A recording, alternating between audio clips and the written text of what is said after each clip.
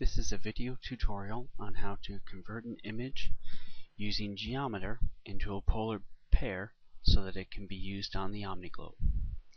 The first step is to open up the Geometer application, and there is a shortcut on the desktop.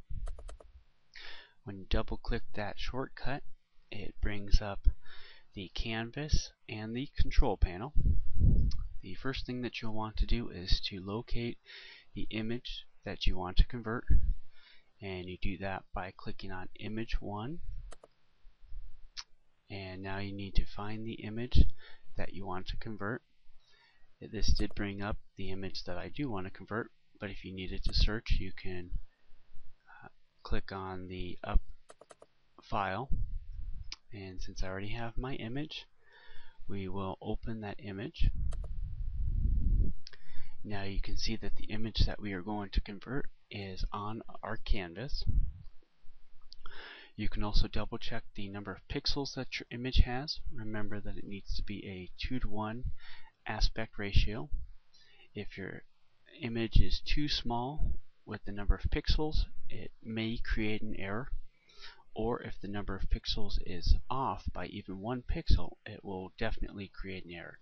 So if the height was 1199 pixels, it would not work. That's why we check the number of pixels using a image program. Your next step is to go to Geometry Out, and you are going to select Polar Pair, and now you are ready to render that image into a polar pair. So you click on Render, and you'll see that your image now has a circular shape, and you're looking at the image from the top and the bottom.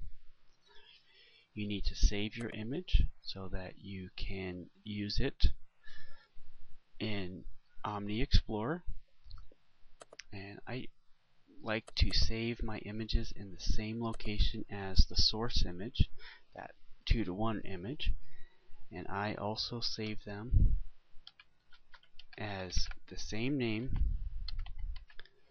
as the source, but add the word polar at the end. That way you have the original image and the polar pair in the same folder.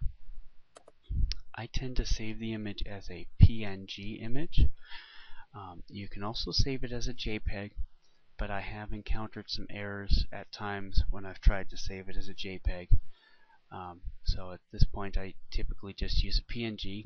If you do try to save it as a JPEG and you have an error, go back and try to save it as a PNG, and that typically works. Now you click on Save, and it is that simple. You are done. If you had other images that you wanted to convert, you can go back to Geometry In and select that image and go through the same steps.